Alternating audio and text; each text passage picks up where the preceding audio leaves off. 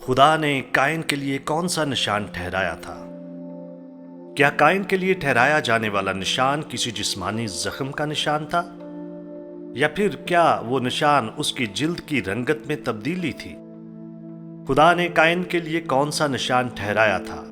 ہم اس سوال کا جواب دینے جا رہے ہیں، اور آپ ہمارے پیج godquestion.org پر اس طرح کے اور بہت سارے سوالات کے جوابات جان سکتے ہیں۔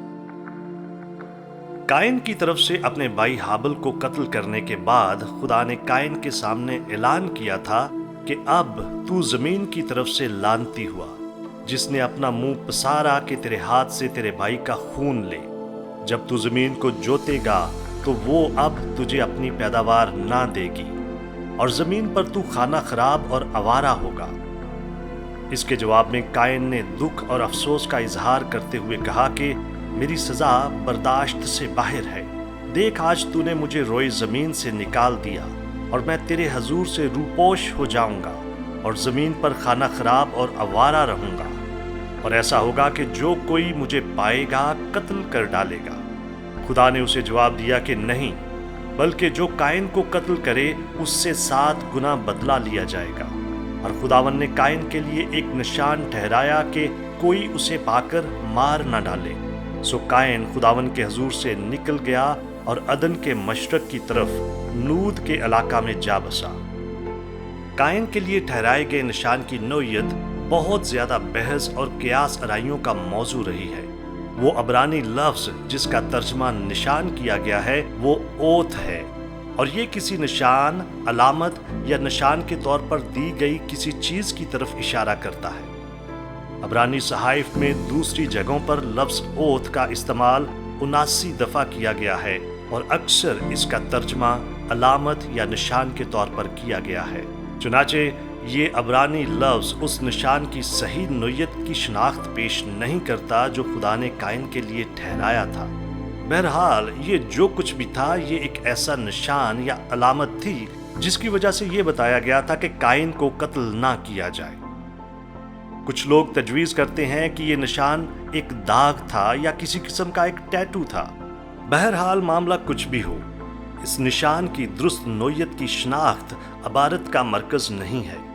یہاں پر حقیقی توجہ اس بات پر مرکوز ہے کہ خدا لوگوں کو اجازت نہیں دیتا کہ وہ کائن سے انتقام لیں، اور کائن کے لیے جو نشان ٹھہرایا گیا تھا اس نے اس مقصد کو پورا کر دیا۔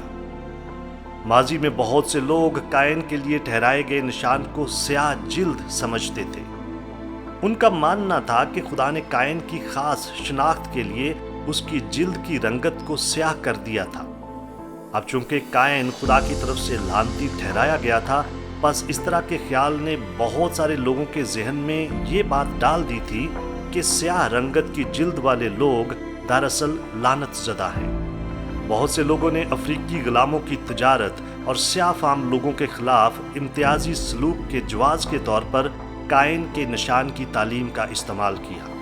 کائن کے نشان کی یہ تشریح بالکل غیر بائبلی ہے۔ عبرانی صحائف کے اندر لفظ اوت کہیں پر بھی سیاہ جلد کو بیان کرنے کے لیے استعمال نہیں کیا گیا۔ پیدائش 4 باب میں ہونے والی لعنت خود کائن کی ذات پر ہوئی تھی، اور وہاں پر قطعی طور پر یہ اشارہ نہیں ملتا کہ اس کی وہ لعنت اس کی آئندہ نسلوں میں بھی منتقل ہوگی۔ لہٰذا اس دعوے کی کوئی بائبلی بنیاد نہیں کہ کائن کی نسل کے لوگ سیاہ جلد کے مالک ہوں گے۔ مزید برآں، اگر تو نوح کے کسی بیٹے کی کوئی بیوی کائن کی اولاد سے ہوتی، اس صورت میں تو کائن کی نسل کسی حد تک آگے جاری رہی ہوگی۔ ہم نہیں جانتے کہ نوح کے کسی بیٹے کی بیوی کائن کی اولاد میں سے تھی یا نہیں، لیکن اگر ایسا نہیں تھا تو کائن کی تو ساری نسل طوفان نوح کے ساتھ ہی ختم ہو گئی ہوگی۔ خدا نے کائن کے لیے کیا نشان ٹھہرایا تھا؟ بائبل میں اس حوالے سے کچھ بھی نہیں بتایا گیا۔ نشان کا مطلب یا مقصد یہ تھا کہ کائن کو قتل نہ کیا جائے، اور یہ مقصد نشان کی نوعیت کی شناخت سے زیادہ اہم ہے۔